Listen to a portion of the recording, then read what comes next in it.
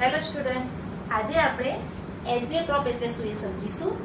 તો કેટલાક પ્રવાહીઓનું મિશ્રણ જે હોય છે શું રચે છે? એઝિયોટ્રોપ રચે છે, બરાબર. અને જે શું છે? દ્વિઅંગી મિશ્રણ છે. અને જેમાં પ્રવાહી અને જે બાષ્પ કલામાં એના સંઘટન હોય છે કેવા હોય છે? સરખા હોય છે. એટલે એઝિયોટ્રોપ એટલે શું છે કે એ પ્રવાહીનું મિશ્રણ છે. કે દાખલા તરીકે આપણે કોઈ બે પ્રવાહી હોય એનું મિશ્રણ હોય એને આપણે અલગ કરીએ, વિભાગીય નિસ્યંદન પદ્ધતિથી અલગ કરી શકીએ છીએ, બરાબર. બે કે બેથી વધારે પ્રકારના જે પ્રવાહી મિશ્રણ ભેગા થઈ ગયા હોય તો એને આપણે ઉત્કલન બિંદુને આધારે વિભાગીય નિસ્યંદન પદ્ધતિ વડે અલગ કરીએ છીએ. દાખલા તરીકે 50% ઇથેનોલ હોય, 50% પાણી હોય, તો બંનેને અલગ કરવું છે તો શું કરીશું? આપણે એને મિશ્રણ જે છે મિશ્રણને શું કરીશું? વિભાગીય નિસ્યંદન પદ્ધતિથી શું કરીશું? ફ્લાસ્કમાં લઈ અને એને ઉકાળીશું, બરાબર. અને એમાંથી જેમ જેમ જેનું ઉત્કલન બિંદુ ઓછું છે, બરાબર, એ શું થશે? તરત જ વરાળમાં રૂપાંતર પામી જશે અને એ વરાળ બની અને જે નિસ્યંદન ફ્લાસ્કમાં એ શું થશે? વરાળ ધીમે ધીમે ઠંડી પડીને એ પહેલા અલગ થઈ જશે પ્રવાહી બની, બરાબર. એવી રીતે વારાફરતી જેના ઉત્કલન બિંદુના તફાવતને આધારે જે પ્રવાહી મિશ્રણ જ્યારે ભેગા થઈ ગયા હોય છે ત્યારે એને અલગ કરી શકાય છે, બરાબર. પરંતુ અહીં એવું કહેવામાં આવે છે કે બે મિશ્રણ જે છે એનું એવું સંગઠન છે કે જેને વિભાગીય નિસ્યંદન પદ્ધતિથી અલગ કરી શકાતું નથી. ત્યારે એ શું રચે છે? એઝિયોટ્રોપ રચે છે કહેવાય. દાખલા તરીકે ઇથેનોલ અને પાણીનું જે મિશ્રણ જે છે એનું ચોક્કસ સંગઠન એટલે એવું 95% ઇથેનોલ અને 5% જ્યારે પાણી હોય છે, આવું મિશ્રણ જ્યારે ભેગું કરવામાં આવે છે ત્યારે શું રચે છે? નિમ્નતમ ઉત્કલન એઝિયોટ્રોપ રચે છે, બરાબર. ક્યારે? 95% ઇથેનોલ અને 5% પાણીનું મિશ્રણ હોય અને એને મિક્સ કરવામાં આવે તો એ નિમ્નતમ ઉત્કલન એઝિયોટ્રોપ રચે છે. એટલે કે એવું મિશ્રણ થાય છે કે જેને વિભાગીય નિસ્યંદન પદ્ધતિથી એને અલગ કરી શકાતું નથી. એકચ્યુઅલમાં ઇથેનોલ જે છે એનું ઉત્કલન બિંદુ જે છે એ 78.4 સેલ્સિયસ છે. કેવું છે? ઇથેનોલનું ઉત્કલન બિંદુ જે છે એ 78.4 સેલ્સિયસ છે. પાણીનું ઉત્કલન બિંદુ જે છે એ 100 સેલ્સિયસ, બરાબર. પણ ઇથેનોલ અને પાણીનો 95% અને 5%નું જે મિશ્રણ લેવામાં આવે છે અને એ મિશ્રણને જ્યારે ઉકાળવામાં આવે ને અલગ ઉકાળવામાં આવે ત્યારે એ વરાળમાં રૂપાંતર પામે છે, બરાબર. તો વરાળમાં અને જે પાણી પ્રવાહી સ્વરૂપે છે બંનેમાં એના સંગઠન કેવા હોય છે? સરખા હોય છે. તો અહીંયા લખ્યું છે કે જેમાં પ્રવાહી અને બાષ્પ કલામાં સંગઠન સરખા હોય છે. એનો મતલબ શું થયો? કે એ 95% ઇથેનોલ અને 5% પાણીનું જે સંગઠન છે એને જ્યારે ગરમ કરવામાં આવે છે, ઉકાળવામાં આવે છે, તો વરાળમાં પણ એનું 95:5 સંગઠન હોય છે અને પ્રવાહીમાં પણ એનું સંગઠન એટલું જ હોય છે.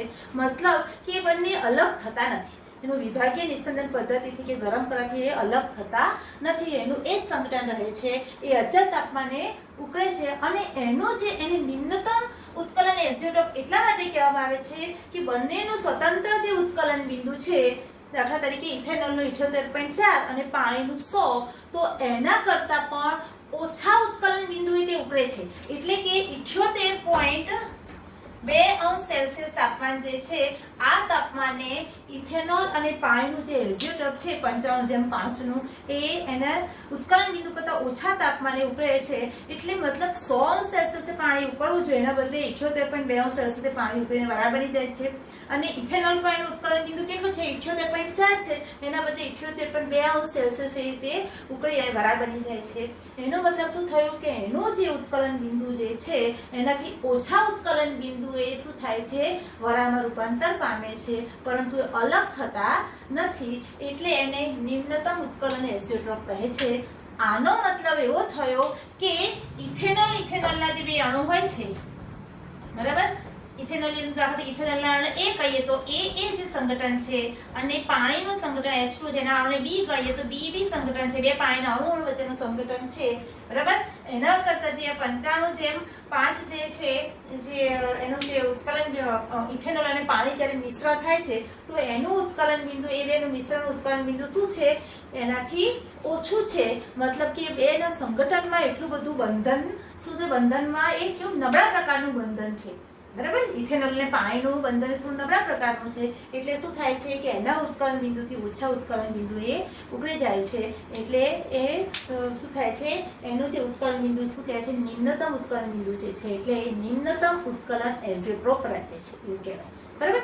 એવી જ રીતે એઝિયોટ્રોપનો બીજો ભાગ છે મહત્તમ ઉત્કલન એઝિયોટ્રોપ.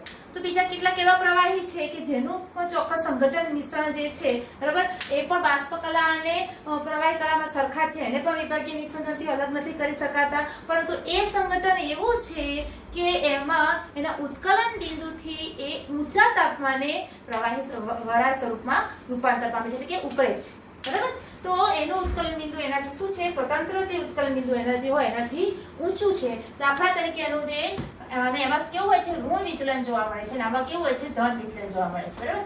દાખલા તરીકે HNO3 અને પાણીનું જે ઉદાહરણ લઈએ, બરાબર, અહીંયા લખ્યું છે મેં HNO3 વત્તા પાણી જે છે એનું 68% દરથી 68% HNO3 અને 32% પાણીનું જે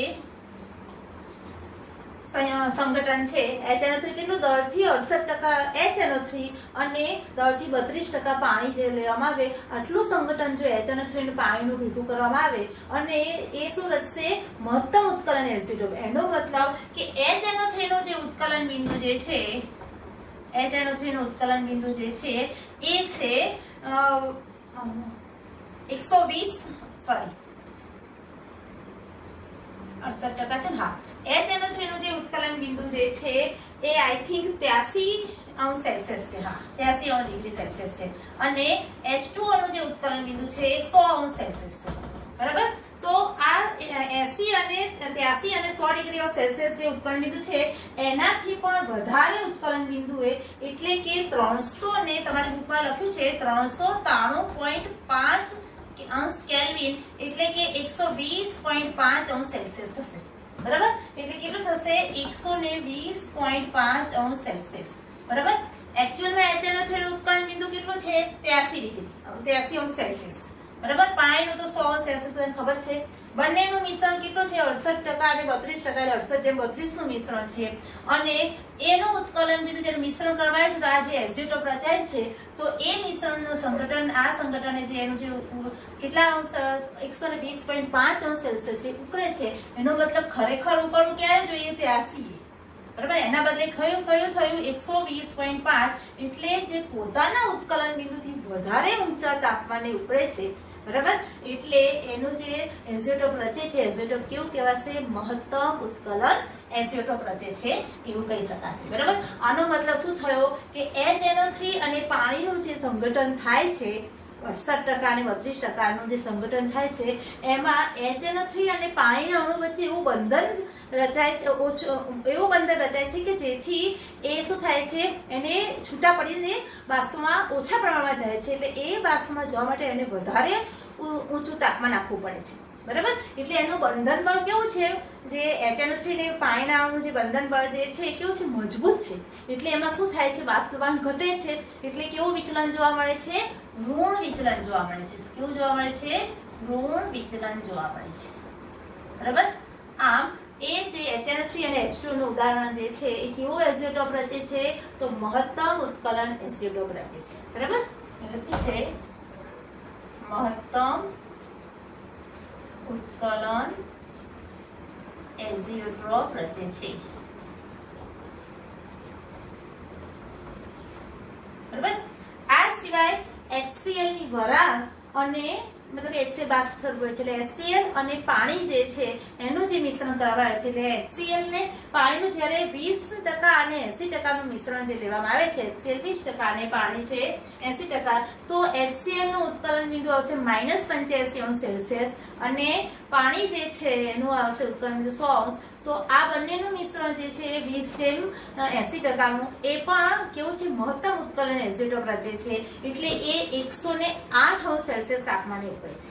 એક્ચ્યુઅલમાં કેવું છે, H2O નું -85°C અને પાણીનું 100°C, એના કરતા 108.5°C જે મિશ્રણ જે છે ઉકળે છે. એટલે HCl અને પાણીનું પણ એક ઉદાહરણ જે છે એ પણ શું રચે છે, મહત્તમ ઉત્કલન એઝિયોટ્રોપ. HCl અને પાણીનું શું થશે, 20:80% નું જે સંગઠન છે એ પણ શું રચે છે, મહત્તમ ઉત્કલન એઝિયોટ્રોપ રચે છે.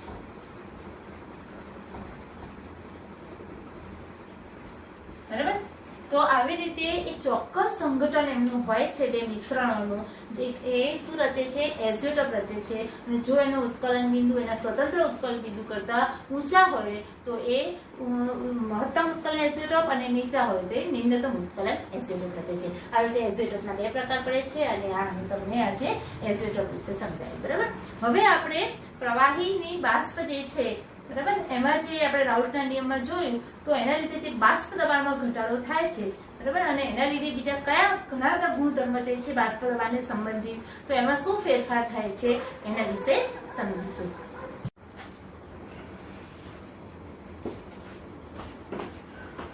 વિદ્યાર્થી મિત્રો, આપણે જોયું કે અબાષ્પશીલ દ્રાવ્ય જે છે એને બાષ્પશીલ દ્રાવકમાં ઉમેરવામાં આવે છે ત્યારે દ્રાવણના બાષ્પ દબાણમાં ઘટાડો થાય છે. તો આ દ્રાવણના બાષ્પ દબાણ જે છે એની સાથે સંકળાયેલા ગુણધર્મો છે, જેવા કે દ્રાવકના બાષ્પ દબાણનો સાપેક્ષ ઘટાડો, દ્રાવકના ઉત્કલન બિંદુ ઉન્નયન, દ્રાવકના ઠાર બિંદુ અવનયન અને દ્રાવકનું અભિસરણ દબાણ છે.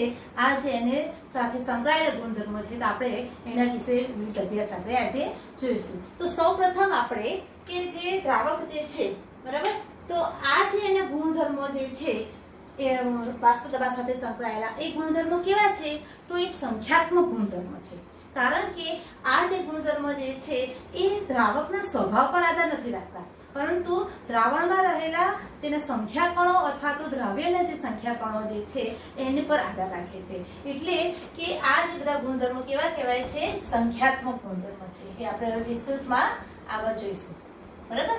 પણ અહીંયા આપણે એટલું સમજવાનું છે કે એના સ્વભાવ પર આધાર નથી રાખતા, પણ એના સંખ્યા પર આધાર રાખે છે. દાખલા તરીકે 1 મોલ પાણી જે છે, બરાબર, એક મોલ ગ્લુકોઝ જે છે એને 1 કિલોગ્રામ પાણીમાં અથવા તો 1 મોલ સુક્રોઝ છે અથવા તો 1 મોલ યુરિયા છે, બરાબર, એને 1 કિલોગ્રામ પાણીમાં ઓગાળવામાં આવે તો જે પાણીના જે ઉત્કલન બિંદુમાં થતો જે ઘટાડો જે છે, બરાબર, તો એ શું થશે, ઉત્કલન બિંદુમાં થતો જે વધારો છે એ શું થશે, આમાં જેટલો ગ્લુકોઝ કે યુરિયા ઉમેરાયો એના સાથે એને કોઈ સંબંધ નથી. એમાં 1 મોલ એટલે કે એના સંખ્યા કણો કેટલા થશે, એવોપ્રેડો નંબર જેટલા થશે. તો એ એવોપ્રેડો નંબર એટલે કે એના સંખ્યા કણોની સંખ્યા સરખી છે, માટે બંનેમાં થતો ઉત્કલન બિંદુનો જે વધારો છે એ કેવો થશે, સરખો થશે. અને બાષ્પ દબાણનો જે ઘટાડો છે એ પણ કેવો થશે, સરખો થશે. બરાબર. તો અહીંયા એ કહેવા માંગે છે. આમ એ શું છે કે આ બધા જ ગુણધર્મો જે છે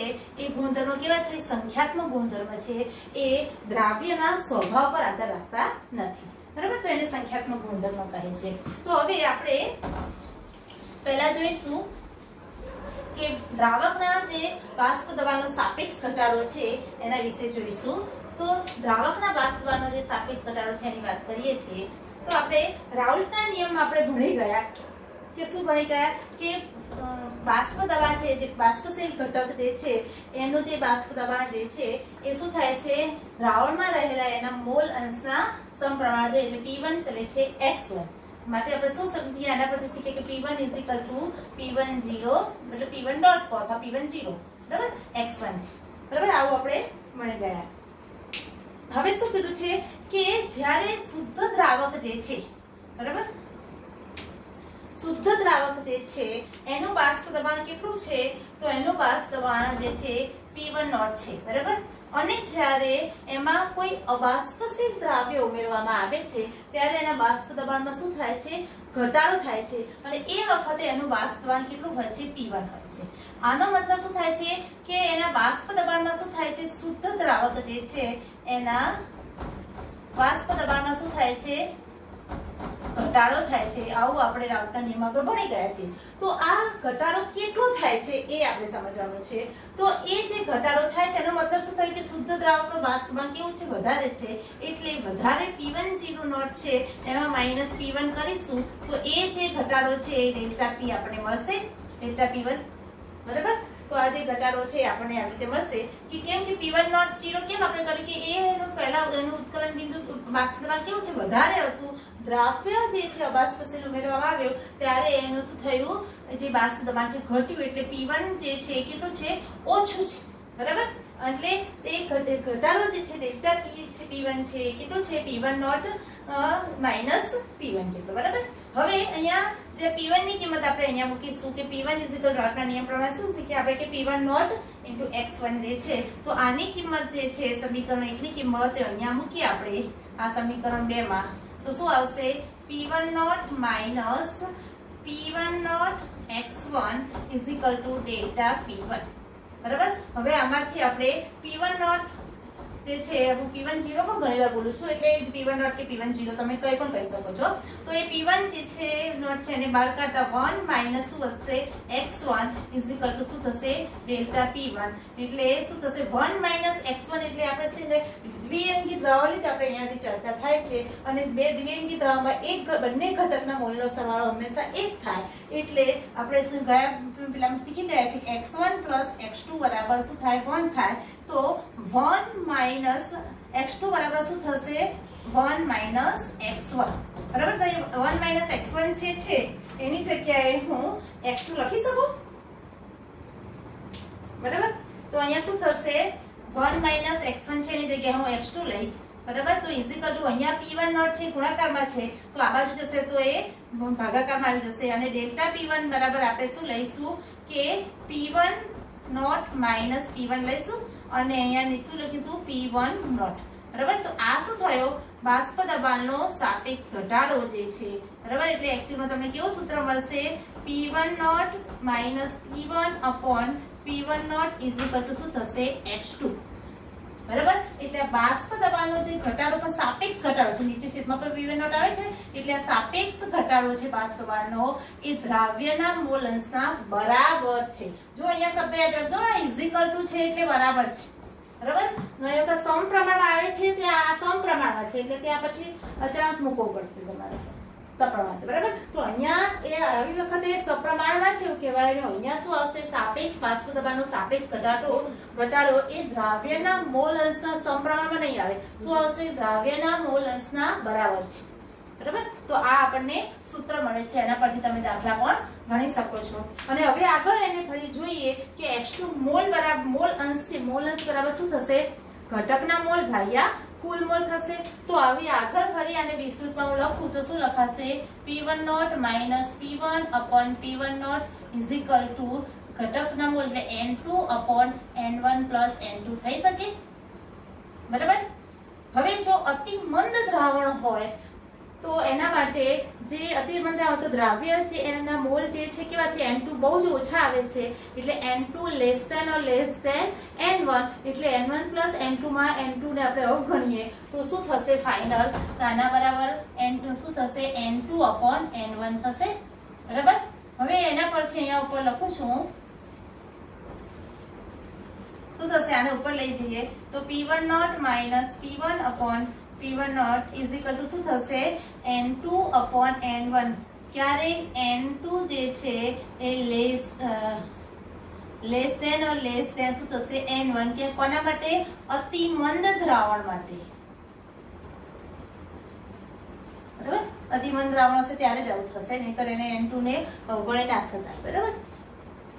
તો જે છે N2 જે છે આવશે. હવે મોલ બરાબર શું થાય વજન ભાગ્યા અનુભાર થાય એટલે તમે એના બરાબર W2 upon M2 into WM1 upon W1 આવું કહી શકો. સાપેક્ષ ઘટાડો જે છે P1 not minus P1 upon P1 not બરાબર આવું લખી શકો. બરાબર. તો આમ પણ લખી શકાય.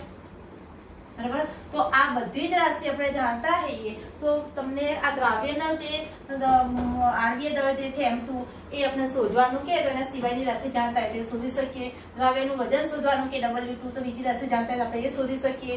બરાબર. આવી રીતે તમે આ સૂત્ર પરથી કોઈ અજ્ઞાત રાશિનું મૂલ્ય આપણે શોધી શકીએ છીએ. બરાબર. તો આ છે શું થયું આપણે શું શીખ્યા દ્રાવણના બાષ્પ દબાણમાં થતો સાપેક્ષ ઘટાડો. બાષ્પ દબાણમાં થતો ઘટાડો આપણે ગયા પ્રીવિયસ લેક્ચરમાં જોયું હતું પણ આ લેક્ચરમાં આપણે શું થયું કે ઘટાડો કેટલો છે સાપેક્ષ ઘટાડો તો એ દ્રાવ્યના મોલ અંશ જેટલો છે એના પરથી તમે આવી રીતે સૂત્ર પણ મૂકી શકો અને દાખલા પણ ગણી શકાય છે. બરાબર. હવે આપણે આગળ જોઈશું દ્રાવણના ઉત્કલન બિંદુ જે છે અવગણના.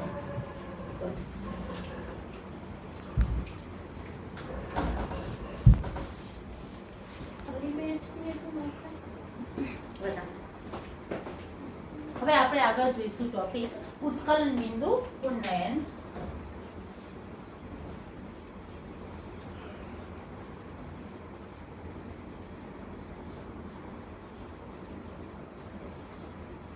બાષ્પ દબાણ અવનયન એટલે કે બાષ્પ દબાણમાં ઘટાડો થાય છે અને ઉત્કલન બિંદુમાં વધારો થાય છે એટલે કે ઉત્કલન બિંદુ ઉન્નયન. તો સૌપ્રથમ આપણે જે કહીશું કે બાષ્પ દબાણ જે છે એ તાપમાનના વધારા સાથે શું થાય છે, બાષ્પ દબાણ વધે છે. કારણ કે તાપમાન વધશે એટલે અણુઓ શું થશે કે જે પ્રવાહીમાંથી શું થશે, બાષ્પ અવસ્થામાં જશે. એટલે તાપમાનના વધારા સાથે બાષ્પ દબાણ શું થાય છે, વધે છે. એટલે તાપમાનના સાથે ચલિત રાશિ છે.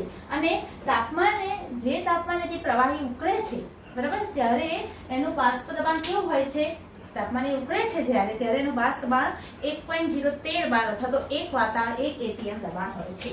કેટલું હોય છે, 1.013 બાર અથવા તો 1 વાતાવરણ દબાણ હોય છે. આટલું જ્યારે એનું બાષ્પ દબાણ થાય છે ત્યારે કોઈ પણ પ્રવાહી શું કરે છે, ઉકળે છે બરાબર. તો એ તાપમાનને શું કહે છે, એનું ઉત્કલન બિંદુ કહે છે બરાબર. એટલે આપણે ઉત્કલન બિંદુની વ્યાખ્યા જોઈએ તો શું કરીશું કે પ્રવાહીનું જ્યારે બાષ્પ દબાણ જે છે એ 1.013 બાર અથવા તો 1 વાતાવરણ દબાણ થાય છે, એ તાપમાને તે પ્રવાહી શું થાય છે, ઉકળે છે. અને એ તાપમાને તે પ્રવાહીનું શું કહે છે, ઉત્કલન બિંદુ કહે છે બરાબર. તો જ્યારે ઉત્કલન બિંદુ ઉન્નયન એટલે કે ઉત્કલન બિંદુમાં શું થાય છે, વધારો થાય છે.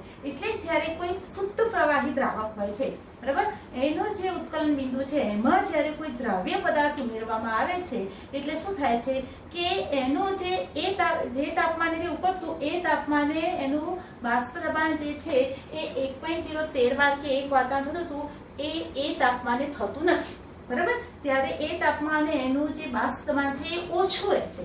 એટલે બાષ્પ દબાણને એક કરવા માટે ઓછું છે કે એને એક બાષ્પ દબાણ જે છે કરવા માટે શું કરવાનું છે, એને થોડી વધારે ઉષ્મા આપવી પડે છે બરાબર. એટલે શું થાય છે, એને થોડી વધારે ઉર્જા આપવી પડે છે, વધારે ઉષ્મા આપવી પડે છે. એટલે એનું ઉત્કલન બિંદુ જે હતું એનાથી ઉત્કલન બિંદુ શું થઈ જશે, ઊંચું થઈ જશે બરાબર. એટલે ઉત્કલન બિંદુનું તાપમાન જે છે એ કેવું થશે, વધારે થઈ જશે. એટલે શું થયું, ઉત્કલન બિંદુમાં શું થયો, વધારો થયો.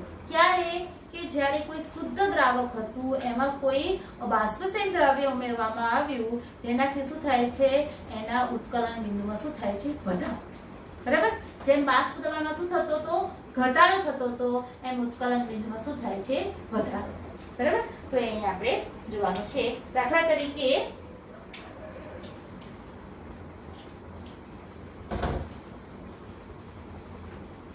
તરીકે શુદ્ધ પાણી હોય બરાબર, તો એનું ઉત્કલન બિંદુ શું છે, તો 100°C છે. પણ એમાં કોઈક દ્રાવ્ય પદાર્થ ઉમેરવામાં આવે, દાખલા તરીકે સુક્રોઝ ઉમેરવામાં આવે કે ગ્લુકોઝ ઉમેરવામાં આવે કે અન્ય કોઈ પદાર્થ ઉમેરવામાં, યુરિયા ઉમેરવામાં આવે, તો એમાં શું થાય છે, એના ઉત્કલન બિંદુમાં શું થાય છે, વધારો થાય છે બરાબર. એના બાષ્પ દબાણમાં ઘટાડો થાય છે. એટલે બાષ્પ દબાણ જે છે એનું એક લાવવા માટે શું કરવામાં છે, વધારે ઉર્જા આપવી પડે છે અને એ શું થાય છે, એના ઉત્કલન બિંદુમાં વધારો થાય છે. ધારો કે શુદ્ધ દ્રાવક છે એનો ઉત્કલન બિંદુ જે છે એ TB ડોટ છે બરાબર. હવે એમાં દ્રાવ્ય પદાર્થ ઉમેરવામાં આવે છે એટલે કે દ્રાવણ જે છે એનું બાષ્પ દબાણ શું થશે, ઉત્કલન બિંદુ શું થશે. હવે એમાં દ્રાવ્ય પદાર્થ ઉમેરવામાં આવે છે બરાબર. એટલે જે દ્રાવણ બને છે તો દ્રાવણનું ઉત્કલન બિંદુ જે છે એ શું થશે, TB થશે બરાબર. હવે આ ઉત્કલન બિંદુ શું છે, વધારે છે એટલે TB greater than TB dot થશે બરાબર. એટલે ઉત્કલન બિંદુમાં કેટલો વધારો થયો બરાબર, તો શું થશે, TB માઈનસ આ મોટું છે ને TB બરાબર, TB minus TB dot is equal to શું થશે, ડેલ્ટા TB થશે બરાબર. એટલે ઉત્કલન બિંદુમાં વધારો કેટલો થયો, ડેલ્ટા TB છે. ડેલ્ટા TB બરાબર શું થશે, TB આ યાદ રાખવાનું, આપણો ઘણી વખત એક્ઝામમાં આનો પણ ઉપયોગ થાય છે દાખલાની ગણતરીમાં બરાબર. તો ડેલ્ટા TB જે છે શું છે, ઉત્કલન બિંદુ શું કહેવાશે એને, ઉત્કલન બિંદુનો વધારો એટલે ઉત્કલન બિંદુ ઉન્નયન તરીકે ઓળખવામાં આવે છે. અને શું કહે છે, ઉત્કલન બિંદુ ઉન્નયન તરીકે ઓળખવામાં આવે છે. હવે પ્રયોગો પરથી એવું નક્કી થયું અને ગણતરી પરથી કે આ ઉત્કલન બિંદુ ઉન્નયન જે છે એ શું છે, એની મોલર સાંદ્રતાને શું છે, સમપ્રમાણમાં છે બરાબર. એટલે ડેલ્ટા TB જે છે ચલે છે m, મોલર સાંદ્રતાને સમપ્રમાણમાં છે બરાબર. એટલે delta TB is equal to શું થશે, K KBM, જ્યાં KB શું છે? ઉત્કલન બિંદુ ઉન્નયન અચળાંક તરીકે ઓળખવામાં આવે છે. બરાબર? ડેલ્ટા KB શું છે? ઉત્કલન બિંદુ ઉન્નયન અચળાંક તરીકે ઓળખવામાં આવે છે. અને M એ શું છે? મોલાલિટી છે. બરાબર? એટલે મોલર સાંદ્રતા છે. શું છે? મોલર સાંદ્રતા. બરાબર? તો હવે આની મોલર સાંદ્રતાને જે મૂકી દઈએ આમાં, ડેલ્ટા ટીબી બરાબર શું થશે? KB ઇન્ટુ મોલર સાંદ્રતા એટલે શું થશે? 1 કિલોગ્રામ દ્રાવકમાં ઓગાળેલા દ્રવ્યના જથ્થાને શું કહે છે? એની મોલર સાંદ્રતા કહે છે.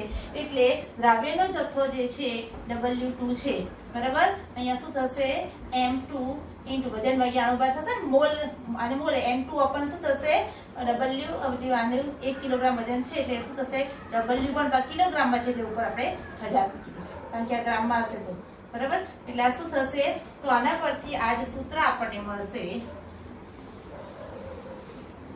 બરાબર? ડેલ્ટા ટીબી બરાબર શું થશે? KB into W2 M2 અપન 1000 અપન W1 છે, જ્યાં W2 એ શું છે? દ્રાવ્યનું વજન. W1 એ શું છે? દ્રાવકનું વજન. અને M2 એ શું છે? દ્રાવ્યનો અણુભાર. અને KB એ ઉત્કલન બિંદુ ઉન્નયન છે અને ડેલ્ટા ટીબી એ શું છે? ઉત્કલન બિંદુ ઉન્નયન છે. બરાબર? એટલે કે તાપમાનમાં થતો ફેરફાર છે. બરાબર? તો આવી રીતે આ જે સૂત્ર છે એના પરથી તમે કોઈ પણ અજ્ઞાત રાશિ જે છે એનું મૂલ્ય તમે શોધી શકો છો. બરાબર? તો આના પરથી કેટલાક એક્ઝામ્પલ પણ આવે છે, તો આપણે એ એક્ઝામ્પલ પણ પછી જોઈશું. બરાબર? તો હવે આગળ જે છે એ આવશે ટોપિક ઢાળ બિંદુ અવનયન.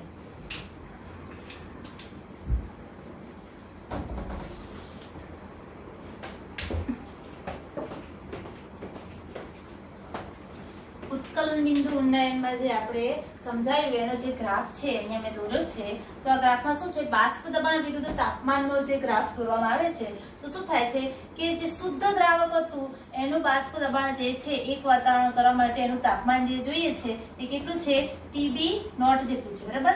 અને જ્યારે એમાં દ્રાવ્ય ઉમેરવામાં આવે છે અને દ્રાવણ બને છે દ્રાવકમાંથી, ત્યારે એના ઉત્કલન બિંદુમાં શું થાય છે? વધારો થાય છે, એટલે તાપમાન વધે છે. એટલે TB જે છે એના પછી આવે છે વધારો છે. આમ જાય તો વધારો થાય ને, એટલે તો એ એક વાતાવરણ દબાણ લાવવા માટે આટલો જે છે શું છે? ડેલ્ટા ટીબી જેનો તફાવત છે. એટલે ઉત્કલન બિંદુ ઉન્નયન શું છે? આ જે તાપમાનનો તફાવત છે. બરાબર? તો અહીંયા ગ્રાફ દોર્યો છે. બરાબર? બાષ્પ દબાણ વિરુદ્ધ તાપમાનનો ગ્રાફ છે. આ જે પોઈન્ટ છે એ તાપમાન, અહીંયા જે તાપમાન આવે છે એ શેનું છે? શુદ્ધ દ્રાવકનું છે. દ્રાવકનું તાપમાન ધીમે ધીમે વધે છે. આવી રીતે બાષ્પ દબાણ વધતું જાય છે અને એક થાય છે ત્યારે જે તાપમાન છે એ આ તાપમાન કહેવાય છે. દ્રાવકનું બાષ્પ દબાણ ઉત્કલન બિંદુ તાપમાન છે. એવી રીતે અંદર દ્રાવ્ય પદાર્થ ઉમેરવામાં આવે છે ત્યારે એનું બાષ્પ દબાણ જે છે એ એક કરવા માટે વધારે તાપમાનની જરૂર પડે છે. એટલે આ તાપમાને એનું બાષ્પ દબાણ એક થાય છે, એટલે જે તાપમાનમાં વધારો થાય છે. બરાબર? એ ગ્રાફ છે ઉત્કલન બિંદુ ઉન્નયનનો ગ્રાફ છે. બરાબર? હવે આપણે ઢાળ બિંદુ અવનયનની વાત કરીએ છીએ. તો પહેલા ઢાળ બિંદુ એટલે શું? બરાબર? હવે આપણે શેની વાત કરીશું? ઢાળ બિંદુ અવનયનની. ઢાળ બિંદુ અવનયન. અવનયન એટલે ઘટાડો. બરાબર? ઉન્નયન એટલે વધારો અને અવનયન એટલે શું થાય છે? ઘટાડો. બરાબર? તો અહીંયા ઢાળ બિંદુ જે અવનયન છે એટલે કે ઠારણ બિંદુ જે છે એની વાત કરીએ તો જેવી રીતે ઉત્કલન બિંદુ છે એવી રીતે ઠારણ બિંદુ છે. તો પ્રવાહી કલા અને ઘન કલા જ્યારે ગતિશીલ સંતુલનમાં આવે છે ત્યારે જે તાપમાન હોય છે એનું શું હોય છે? ઠારણ બિંદુ હોય છે. બરાબર? એટલે કે જે તાપમાને પદાર્થ તેની પ્રવાહી અવસ્થા બાષ્પ દબાણ અને તેની ઘન અવસ્થા બાષ્પ દબાણને બરાબર હશે. પ્રવાહી અવસ્થામાં જે બાષ્પ દબાણ છે અને ઘન અવસ્થામાં બાષ્પ દબાણ એ બંને જ્યારે સરખું થશે એ તાપમાનને તે પદાર્થનું શું કહે છે? ઠાર બિંદુ કહે છે. બરાબર? તો પાણીનું જે ઠાર બિંદુ છે કેટલું આવશે? 0°C. બરાબર? તો અહીંયા જે કહેવા માંગે છે કે એ ઠાર બિંદુ જે છે એ દ્રાવક છે, શુદ્ધ દ્રાવકનું ઠાર બિંદુ જે છે એના કરતાં જો અંદર કોઈ દ્રાવ્ય પદાર્થ ઉમેરવામાં આવે અથવા તો દ્રાવણ બનાવવામાં આવે એનું, ત્યારે ઠાર બિંદુમાં શું થાય છે? ઘટાડો થાય છે. સિમ્પલ ઉદાહરણ તમને સમજાવું કે તમે જ્યારે પાણી જે છે એને ફ્રીજમાં બરફ કરવા મૂકશો, બરાબર, અને એક બાજુ પાણીની અંદર તમે કોઈ વિટાલ ઝેર છે, કોઈ શરબત છે, કઈ નહીં તો છેવટે ખાંડ નાખીને, ગ્લુકોઝ નાખીને ગળ્યું પાણી જે છે એને ફ્રીજમાં મૂકો. બંનેને સરખા ટેમ્પરેચરે અને સરખા પ્રમાણમાં પાણી એક સાથે સરખા સમય માટે મૂકશો તો પાણી જે છે, શુદ્ધ પાણી, એ ઝડપથી બરફનું રૂપ ધારણ કરશે, કારણ કે શું છે, શુદ્ધ છે. અને પેલામાં કંઈક દ્રવ્ય પદાર્થ તમે નાખશો એટલે એના ઠાર બિંદુમાં શું થાય છે, ઘટાડો થાય છે. એટલે જે તાપમાને પેલું બરફ બને છે, બરાબર, તો એ તાપમાને હજી આને ઠરવામાં શું થાય છે, વાર લાગે છે. હજી ઓર લોઅર ટેમ્પરેચર થશે ત્યારે એ ઠાર બિંદુ એનું આવશે. એટલે બંનેમાં તમે જોશો આ એક એક્સપેરિમેન્ટ કરીને કે જે સોલિડ બરફ જલ્દી થઈ જાય છે અને પેલાને બરફ થતા વાર લાગે છે, બરાબર. તો આ શું થયું છે કે દ્રાવકમાંથી, જ્યારે શુદ્ધ દ્રાવકમાંથી કોઈ દ્રવ્ય પદાર્થ ઉમેરી અને દ્રાવણ બનાવવામાં આવે છે ત્યારે શું થાય છે, એના ઠાર બિંદુમાં શું થાય છે, ઘટાડો થાય છે, બરાબર.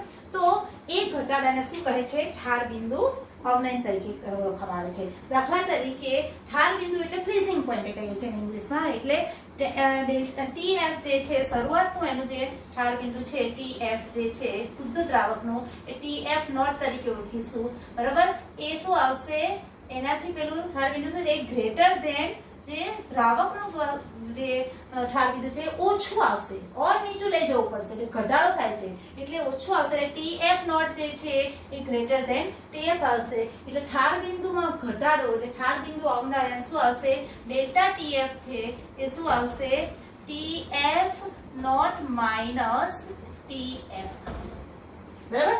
શું આવશે, TF નોટ માઇનસ, કારણ કે TF છે એ વધારે છે, TF નોટ છે વધારે છે ને, આ એનાથી નીચું જાય છે, બરાબર. એટલે TF નોટ માઇનસ TF થશે. એને શું કહે છે, ડેલ્ટા TF.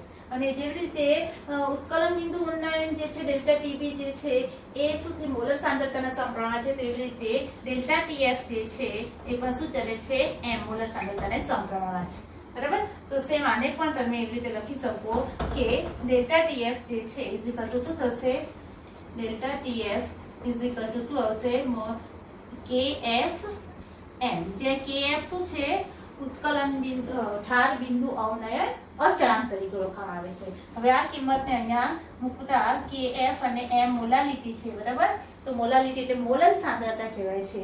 તો એને આપણે સેમ ઉત્કલન બિંદુના જેમ લખીશું કે W2 upon M2 into 1000 upon W1, બરાબર. આ મોલર સાંદ્રતા છે. 1 કિલોગ્રામ દ્રાવકમાં દ્રાવ્ય પદાર્થને ઓગાળવામાં આવતા બનતા દ્રાવણની સાંદ્રતાને શું કહે છે, મોલર સાંદ્રતા, બરાબર. તો અહીંયાથી દ્રાવક જે છે 1 કિલોગ્રામ છે એટલે 1000 મૂક્યા છે ને ગ્રામમાં, અને આ દ્રાવ્યનું વજન છે, બરાબર. તો આ મૂકવામાં આવ્યું છે. હવે શું થાય છે કે હવે આમાં ડેલ્ટા TF એટલે શું થશે, ડેલ્ટા TF, બરાબર. આવી રીતે શું થાય છે, અહીંયા આપણે ડેલ્ટા TF બરાબર શું આવશે, KF W2 M2 into 1000 છેદમાં W1, બરાબર. આ તમને એક સૂત્ર મળે છે. આના પરથી તમે દ્રાવ્યનું આણવીય દળ આને કરતા બનાવી દો, આને આ બાજુ લઈ જાઓ અને આ સૂત્ર મૂકી દો, આને કરતા બનાવી દો. કોઈ પણ જે અજ્ઞાત રાશિ છે એ તમે શોધી શકો છો. એટલે કે KF શું છે, ઉત્કલ ઠાર બિંદુ અવનયન અચળાંક છે. W2 એ દ્રાવ્ય પદાર્થનું વજન છે. M2 એ દ્રાવ્ય પદાર્થનો અણુભાર છે, આણવીય દળ છે. અને W1 એ દ્રાવક જે છે એનું વજન છે. અને ડેલ્ટા TF એ શું છે, ઠાર બિંદુમાં જે ફેરફાર થાય છે છે. હવે ઘણી વખત એવું પણ આપવામાં આવે એક્ઝામમાં કે તમને શુદ્ધ દ્રાવક જે છે એનું ઠાર બિંદુ આપી દીધું છે અને દ્રાવણનું ઠાર બિંદુ શોધવાનું છે. તો શું કરશો, તમે પહેલા ડેલ્ટા TF શોધી નાખશો આ કિંમતો આપેલી એના પરથી. અને ડેલ્ટા TF બરાબર શું થશે, TF નોટ માઇનસ TF કરીશું. હવે જો ડેલ્ટા TF તમને જે મળી જાય, બરાબર, તો એમાંના પરથી તમને TF શોધવાનું છે. એટલે TF એ શું આવશે, TF બરાબર શું થશે, ડેલ્ટા TF જે TF જે છે એમાં શું થાય છે, માઇનસ ડેલ્ટા TF કરી દેશો તમે. એટલે ડેલ્ટા TF માં જેટલો જે ઘટાડો થશે એ ઘટાડો જે છે શરૂઆતનું જે એનું શુદ્ધ દ્રાવક વાસ્તવમાં આટલો ઘટાડો થાય છે. દાખલા તરીકે 2 ડિગ્રી 2 અંશ સેલ્સિયસનો ઘટાડો થતો હોય અને અહીંયા 55 સેલ્સિયસ, 55 - 2 એટલે 53 અંશ સેલ્સિયસ. મતલબ કેવી રીતે તમારે શુદ્ધ દ્રાવકનો અથવા તો દ્રાવકનું તમને દ્રાવણનું બાષ્પ દબાણ શોધવાનું હોય, ઠાર બિંદુ શોધવાનું હોય તો તમે એ પણ તમે શોધી શકો છો, બરાબર. તો આપણે શું વાત કરી, ઉત્કલન બિંદુ ઉન્નયન, ઠાર બિંદુ અવનયન કરી. હવે એના એક્ઝામ્પલ જોઈશું અને ત્યાર પછી બાષ્પ દબાણ જે છે, અભિસરણ દબાણ છે એના વિશે આપણે જોઈશું. ખ્યાલ